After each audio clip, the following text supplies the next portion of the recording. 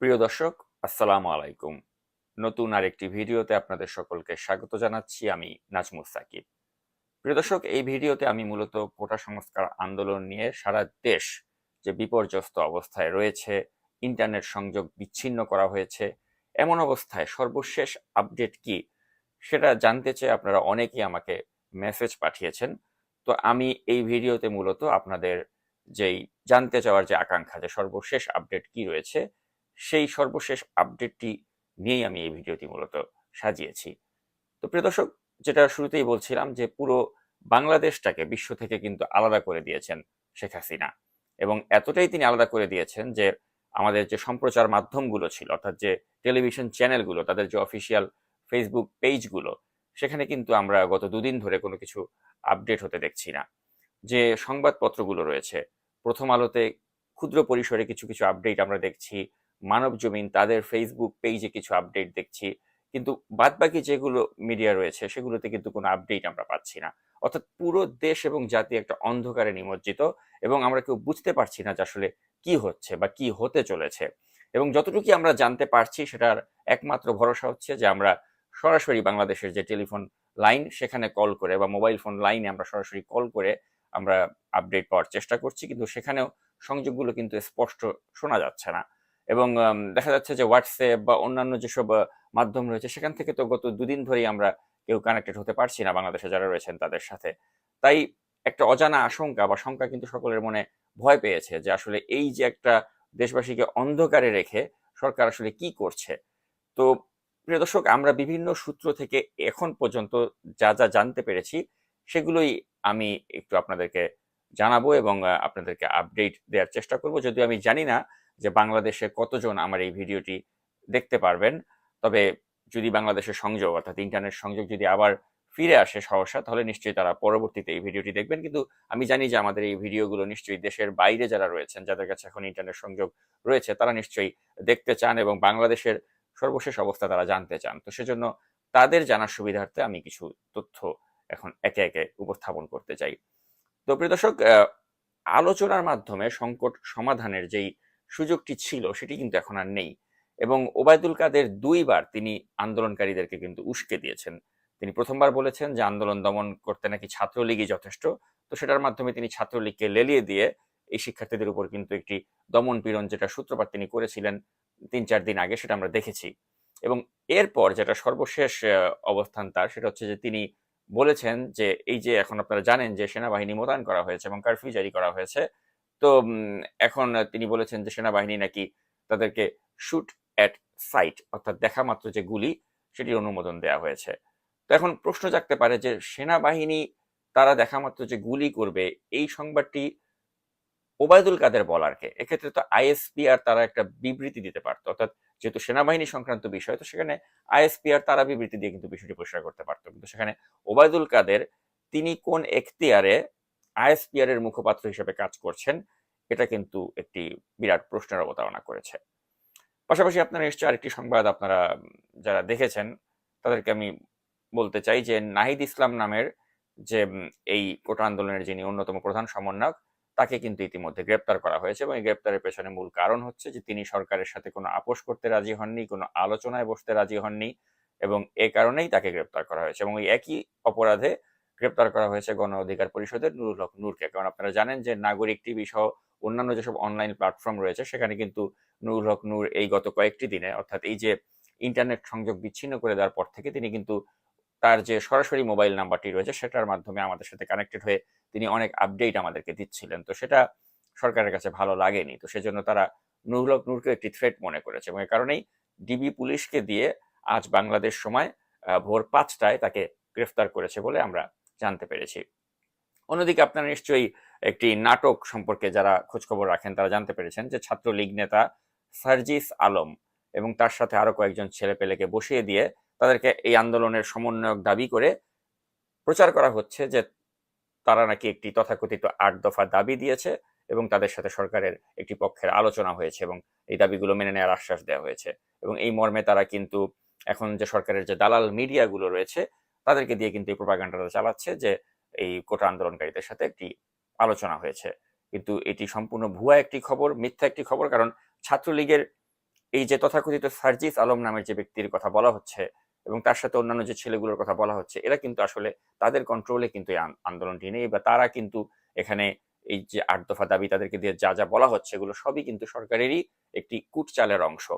এবং এটা এই কারণেই কিন্তু সরকারের যে দালাল মিডিয়াগুলো তাদের দ্বারা কিন্তু প্রচার করা হচ্ছে। এবং আজ আমি দেখতে পেলাম যে ৭১ টিভিতে কিন্তু এটা ফলাও করে প্রচার করা হচ্ছে। যদিও আমি জানি না যে বাংলাদেশের কয়জন মানুষের পক্ষে এই মুহূর্তে আসলে ৭১ টিভি দেখা সম্ভব হচ্ছে, কারণ সবকিছুই তো তারা বন্ধ করে রেখেছে। মানুষ কিভাবে দেখছে আই ডোন্ট নো, বাট যদি বাংলাদেশের স্যাটেলাইট চ্যানেলগুলো দেখার এখন ব্যবস্থা হয়ে থাকে, তাহলে জনগণকে এটা আসলে ফিট করানো হচ্ছে যে এরকম দাবি দেওয়া মেনে নেওয়া হয়েছে। কারণ না হলে এই যে জনগণকে অন্ধকারে রাখা হচ্ছিল, এখন হঠাৎ করে এই ৭১ টিভি চালু করে দিয়ে এই ধরনের মানে ভিডিও ফুটেজ প্রচার করে তারা কি মিন করছে, এটা কিন্তু আমরা বুঝতেই পারছি যে এটা তাদের একটা নিশ্চয়ই একটা অসৎ উদ্দেশ্যেই তারা করছে।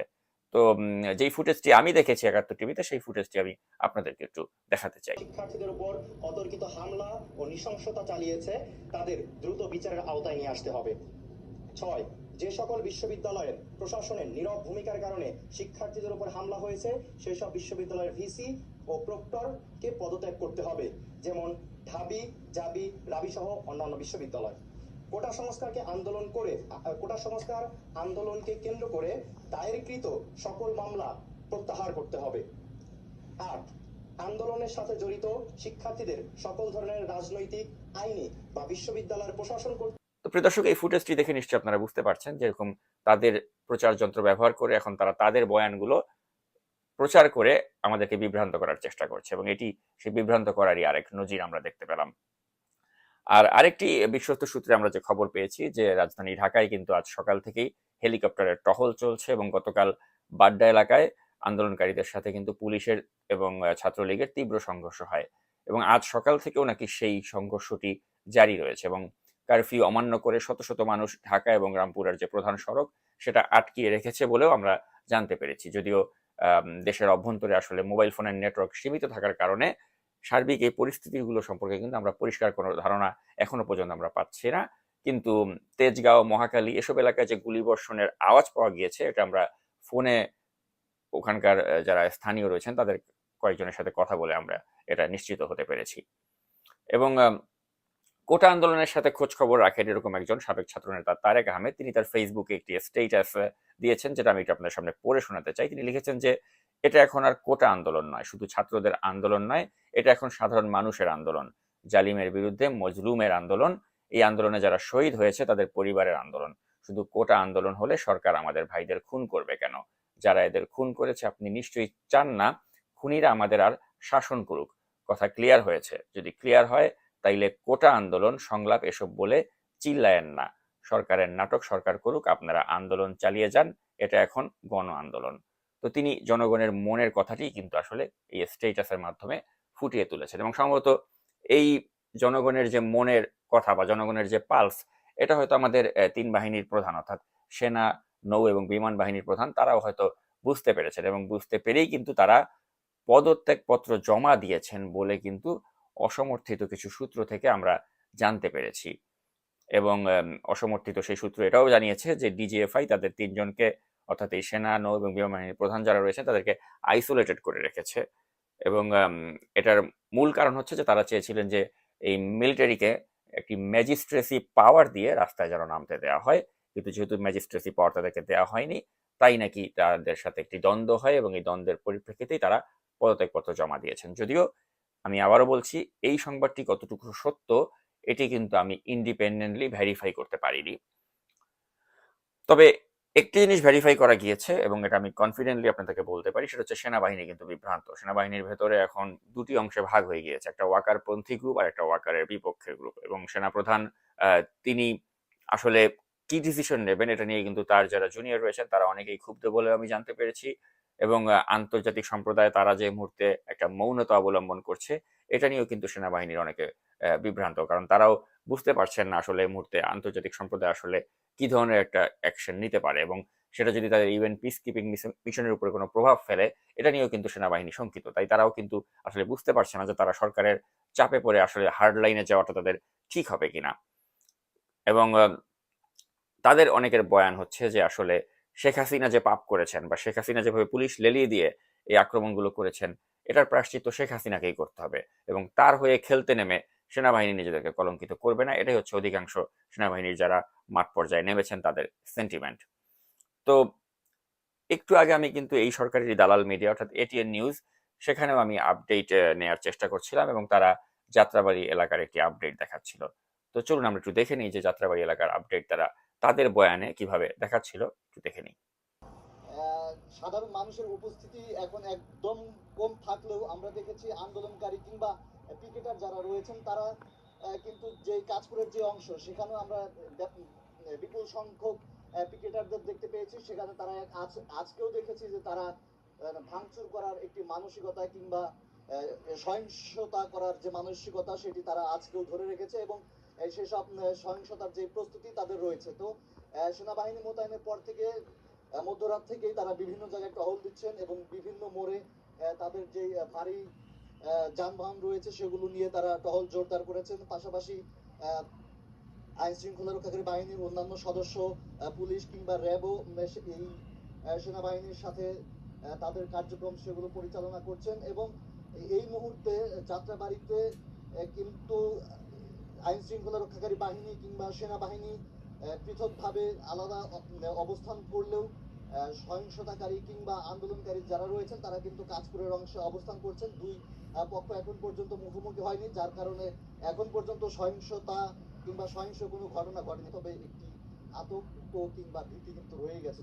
তো প্রিয় দর্শক, এভাবেই দালাল মিডিয়াগুলো তারা তাদের মতো করে নিউজ প্রচার করছে। আবার আমরা যেটা জানতে পেরেছি যে বিটিআরসি তাদেরকে যখন প্রশ্ন করা হয়েছে যে ইন্টারনেট সেবা কখন চালু হবে, তারা কিন্তু বলছে যে তারা আসলে জানে না যে কখন ইন্টারনেট সেবা আবার পুনরায় চালু হবে এবং এটা তো আসলে বোঝাই যাচ্ছে যে সরকার যখন তাদেরকে নির্দেশ দিবে তখন তারা চালু করবে, এর সাথে তাদের হাতে তো আসলে কোনো ক্ষমতা নেই।